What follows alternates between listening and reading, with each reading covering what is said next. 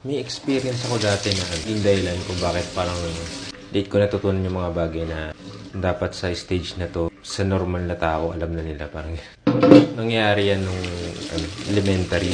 Meron tayong mga presentation sa school niyan. Pag mga Christmas party, ganyan, sayaw, kanta. Naisama ako sa sa sayaw. Siyempre, sa mga practice, okay pa. Yan, feeling ko lang time na yun. Ang ganda ng mga moves ko, ginagawa ko sa bahay. Feeling ko ang ganda, ganyan. Tapos yun, yung time na presentation na nung sayaw namin. Yun na, start na.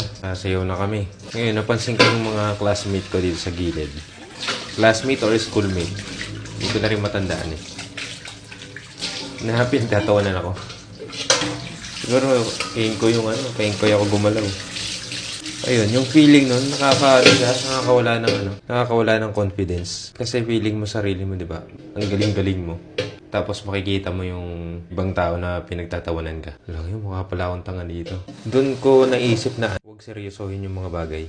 Meron pa isang beses, invite kami dun sa bahay nung kaklase namin nung elementary. Malapit lang din sa school. Kaya tinuruan tayo na pagkakain, wag bukas yung bibig. Parang pag may subo ka, ganun lang.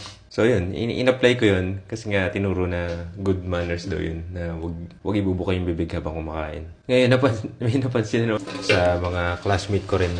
Ayun, parang pinagtatawanan ako na parang ganun kumain, parang sobrang formal. So yun, parang tumatak sa akin na parang nakakatawa pala ayusin yung sarili. Ang naging response ko dun, parang lagi kong kinikeng ko yung mga bagay. Wala na akong masyadong sineseryoso. Parang may maidahilan ako. Ayun, example, kunwari sa sayaw, hindi na ako nagseseryoso. Lagi lang kulitan, ganun. Pero kung sakaling magtawa sa akin, at least talagang niloko-loko lang. At least masabi ko na hindi ko talaga inayos. Kinengkoy ko lang, parang ganun.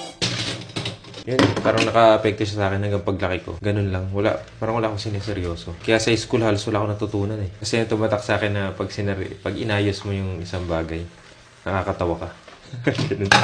Anong high school, may reporting. Dapat kikengkoyin ko lang, ganun. Hindi ko siya gagawa ng paraan na ayusin. Ayun, kasi feeling ko, mukhang tanga pala pag inaayos eh. Sabi yung experience pala na yun, talagang nakakawala siya ng confidence. Hanggang college, nadala ko yun. Ayoko makinig sa teacher. Hindi cool yun pag nag-aaral ka. Parang nakakatawa kapag nag-aaral ka maayos. Kahit sa pagkikwento, simpleng kwento, hindi ako marunong magkwento. Tingnan niyo yung kwento ko ngayon, ang gulo.